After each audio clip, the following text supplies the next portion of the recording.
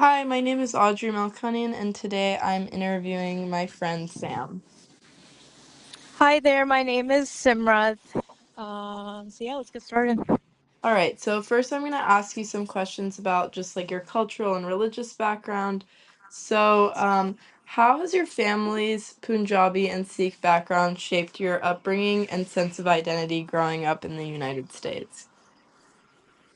Yeah, for sure. So I am relatively tapped into my culture and religion, but I will say that being brought up in a pretty diverse landscape, being from Los Angeles, California, we're exposed to so many different types of cultures, and within that also religion, spiritual beliefs, whatever. And I have had the privilege to be able to get in touch and rooted in my own culture just through my own research, familial traditions, as well as, belonging with my peers. But then also, likewise, my peers are also from other backgrounds. So I feel like I have a strong sense of identity, but it's also given me the opportunity to learn from others. So when I assess like my own personal identity in terms of culture. Yes, I am Punjabi, but I do think that there are parts of me that align with just like a broader culture of being in America as well. Right, that's really interesting. Were there particular values, traditions, or experiences from your family life that you feel most shaped your understanding of Sikhism? For sure. I would say that I grew up obviously like going to like the Sikh temple, which is the Gurdwara, and in that, I'm exposed to my religion in in like a space that is collective with other people as well.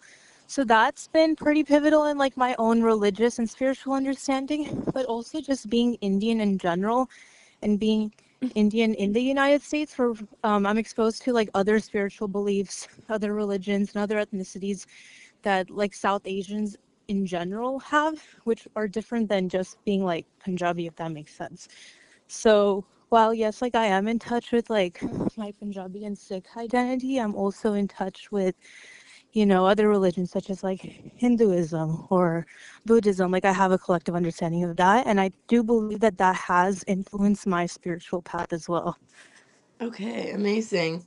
Now I want to ask you a little bit about, like you're saying, your personal faith and spiritual practices. So, how do you personally practice your faith today? And which aspects of Sikhism feel most central or grounding to your spirituality? Wait, could you repeat that again? Sorry. No, you're good. How do you personally practice your faith today? And which aspects of Sikhism feel most central or grounding to your spirituality? Um, I would say I have a pretty progressive way of practicing it, if you will, rather than just like strictly abiding to like the principles of Sikhi. I'm able to, assess the religion along with other religions and spiritual paths, which has made me in touch with my religion, but not in the way that like most are traditionally used to. So, for instance, a core principle of Sikhi is like meditation, selfless service, humanity, and those are core values I instill in myself. But there are certain things such as like, not cutting your hair, and like other practices that I don't abide to necessarily just because of, being in like a Western landscape. Right. And obviously nothing wrong for like those who do, but it's just like me personally. So I've honestly held on to like more core principles rather than like abiding to the religion as a whole. I see. What does spirituality mean to you? Do you view it as distinct from religion, or do the two intertwine in your experience?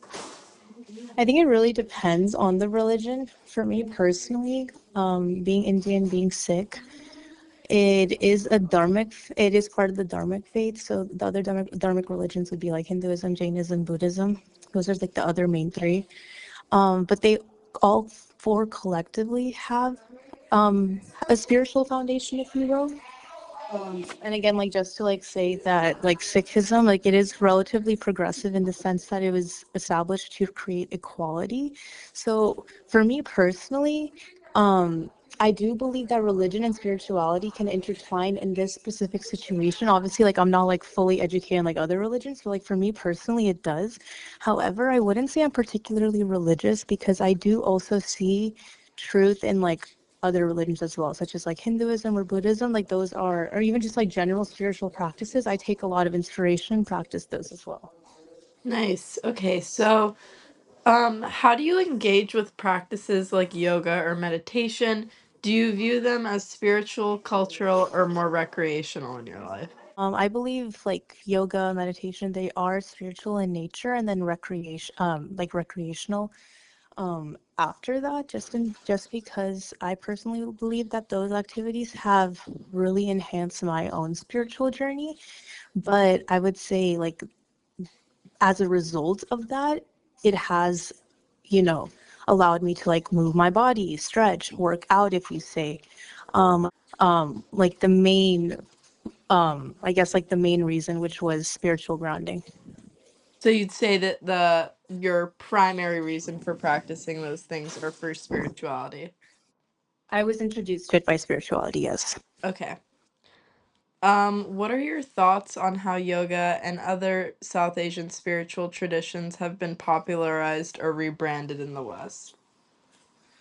Um, I was actually able to do a study on this on my AP research class, but meditation especially, it has originated from the East. So for instance, in like dharmic paths like Hinduism, Sikhi, Buddhism, Jainism.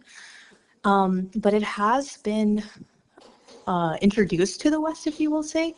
And I do believe that it is a core part of even just like Western traditions too, especially with the rise of like mindfulness, like mental health, and a lot of those, strategies to, really like hone in on like having like a better, sense of mental health and like being more clear in the headspace. A lot of it is through meditation and like even through like spiritual practices of just like, loving each other, like humanity, like not stressing too much, like accepting that all things will end, like just like really like core like spiritual values that are emphasized in these religions and other religions. So I do believe that it has had an impact on the West. I mean, even if you look at like health foods, for instance, when you think of pills like ashwagandha, like that originated from the East, and they Mhm. do have like deep like cultural and spiritual ties. Got it. Okay, have you ever felt that your religious or cultural identity has been misunderstood, simplified, or misrepresented by Western perspectives? I will say to a degree, just because I think the West, especially, they kind of view, for instance, I'm Indian, like, yes, I'm Punjabi, but like, in a broad sense, I'm Indian. So they just kind of assume that like we're all Hindu sometimes, which I don't mind too much just because like Sikhi like has originated from Hinduism. But I do think most of it does come from the South Asian community within. I see a lot of divide, especially in terms of religions, like, oh, I'm Hindu, I'm Sikh, I'm Muslim, you know what I mean? Like, it just really, like, there is Mhm. that divide. But I honestly feel like there is, especially amongst like the dharmic faiths, like, there is a lot of interconnectedness. And I personally believe that they build upon each other and like we're all linked. Got it.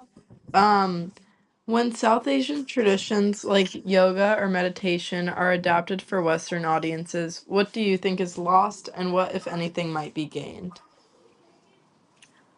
I think the credibility is lost just because sometimes when I do hear about yoga, it's often marketed as a workout, a physical Mhm. workout where, someone can lean out and tone rather than like the spiritual and like mental benefits that are associated with it. Because yoga was not intended for people to break a sweat for 1 hour and then, Right. to carry out their work in like an office desk for the next, I don't even know how many, right? It was meant to really work out the mind, get all those kinks out, and then after that, people would meditate. That's essentially like the main purpose, and to really align yourself. And that's what people get out of yoga. But I do believe in the West, it's marketed as some like boho hippie workout. Yeah, so traditionally you're supposed to go through yoga and then meditate. Yeah, that's how it's traditionally done. So people, they do like 2 hours of like quote unquote rigorous yoga, so a lot of stretching, balances, and that essentially those poses, they're not meant to be fast paced. Like how now you see like cardio yoga. That doesn't exist in the that's a Western, if you will, like invention essentially. But in the east, like in a traditional sense, it's you're supposed to like really work out the kinks in your body and get your mind to like really focus, and then upon that you're after doing like 1 hour, 2 hours of, rigorous yoga, that's when you've got all those kinks out, and that gives you the opportunity to meditate and connect with yourself. And that pose, if you will, is called Shavasana, which is essentially they call it like the most important pose in yoga. Okay, and so you think by like through the westernization of practices like yoga, like what it's really about is lost. What do you say? Yes. Okay. Um, so now I'm gonna do a little bit of reflecting. So Mm-hmm. some scholars talk about how non-Western faiths are Protestantized, Westernized, or Americanized in the Mm-hmm. diaspora. Do you Mm-hmm. feel your own faith has been shaped by these influences? If so, do you see those changes as positive, negative, or a mix of both? I would say a mix of both, just because I do believe that, I think something should be progressive in nature. But like even when I talk about like yoga, for instance, like yes, it is like a spiritual practice, but I think just within like our community, like being in the US, a lot of people like after coming here, they've, adapted to the lifestyle here, which is a bit more fast paced. It's disconnected from the mind, body, and soul, if I will. Um, so when I was introduced to yoga, it was through this like broad understanding that yes, it is connected to like Indian roots and Hinduism. But when I really explored it, it was actually a white woman who made a YouTube video. And I saw the yoga and I was like, wow, this is so cool. Let me try it out. But then once I started practicing the video made by her, she's not even Indian. It was, yeah, she does like a workout with like workout bands and stuff. Like that's not even yoga, that's a workout. Wow. But I was introduced by a white lady, which is very, like Yeah. contradicting, if you will. But now that like I've done my own research and like with more information on social media, especially South Asians speaking up about this, I've been able to like understand the true like origins of it. So I think in a sense, yes, it is true that there's a mix of positives and negatives, but yeah, I've just kind of accepted it as it is, but I do think that I do urge people and like urge people like with the platform to like be more educated on this. Absolutely. So, to end with that, what do you feel that people in America and other parts of the Western world often get wrong about your faith and your religious community? What more than anything would you like them to understand? I think as a whole, like separating from just like spirituality and just culture, I think they really generalize us. Like for instance, like when you see someone, they say they're Indian, it's like, oh, like this person's Indian, that person's Indian, that person's Indian. But those people can have different religions, they can have different spiritual beliefs, they can have different cultures. For instance, like I had friends in like high school, for instance, and like we were all South Asian, we were all Indian, whatever. But one of us was Punjabi, one was Bengali, one was Gujarati, one was like Marathi. A, like the average American doesn't know what any of that means Right. other than like the generalization of like they're all brown, they're all South Asian, they're all Indian.